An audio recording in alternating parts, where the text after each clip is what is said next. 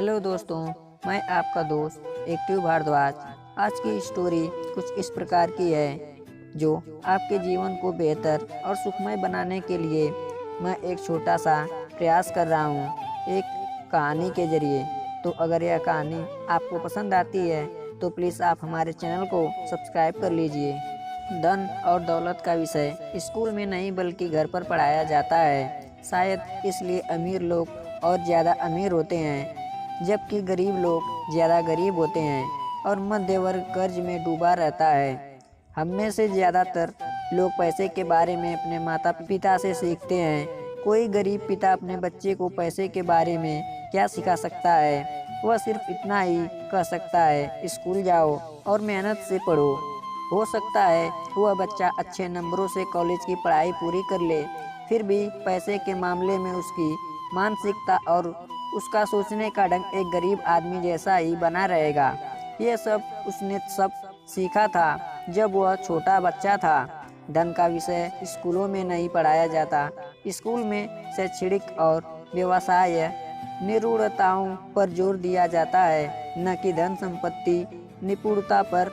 इससे यह साफ हो जाता है कि जिन स्मार्ट बैंकर्स, डॉक्टर्स और अकाउंटेंट्स के स्कूल में सबसे अच्छे नंबर आते हैं वे जिंदगी भर पैसे के लिए संघर्ष क्यों नहीं करते हैं। हमारे देश पर जो भारी कर्ज लदा हुआ है वह काफ़ी हद तक उन उच्च शिक्षित राजनेताओं और सरकारी अधिकारियों के कारण है जो आर्थिक नीतियां बनाते हैं। और मज़े की बात यह है कि वे धन के बारे में बहुत कम जानते हैं। मैं अक्सर नई सदी में आने वाली समस्याओं के बारे में सोचता हूँ।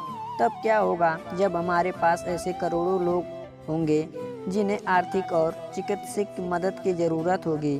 धन संबंधित मदद के लिए या तो वे अपने परिवारों पर या फिर सरकार पर निर्भर होंगे। क्या होगा जब मेडिकेयर और सोशल सिक्योरिटी के पास पैसा खत्म हो जाएगा?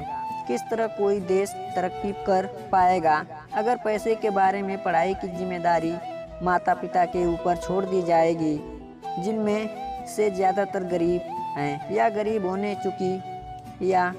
होंगे। चूँकि मेरे पास दो प्रभावशाली डैडी थे, इसलिए मैंने दोनों से ही सीखा।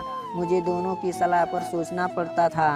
इस तरह से सोचते सोचते मैंने यह भी जान लिया किसी भी व्यक्ति के विचार उसकी ज़िंदगी पर कितना ज़बरदस्त प्रभाव डाल सकते हैं।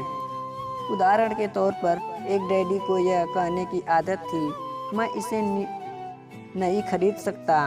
दूसरे डैडी इन शब्दों के इस्तेमाल से चिढ़ते थे।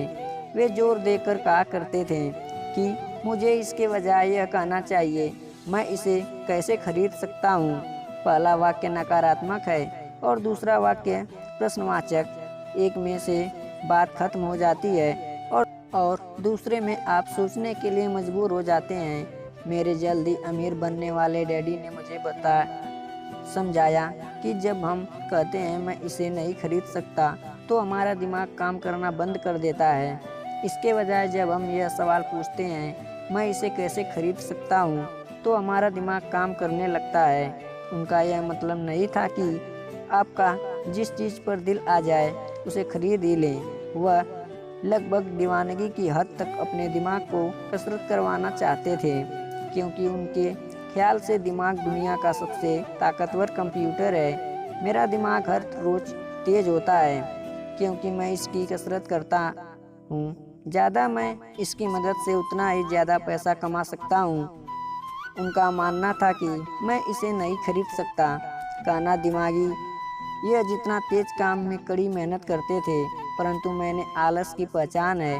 हालांकि दोनों ही डैडी अपने काम में कड़ी मेहनत करते थे, परंतु मैंने की पैसे के मामले में एक डैडी की आदत यह थी कि वे अपने दिमाग को सुला देते थे और दूसरे डैडी अपने दिमाग को लगातार कसरत करवाते रहते थे। इसका दीर्घकालीन परिणाम यह हुआ कि एक डैडी आर्थिक रूप से बहुत अमीर होते चले गए जबकि दूसरे डैडी लगातार कमज़ोर होते गए। इसे इस तरह से समझें कि एक व्यक्ति हर रोज़ कसरत करने के लिए जिम जाता है जबकि दूसरा व्यक्ति अपने सोफे पर बैठकर टीवी देखता रहता है।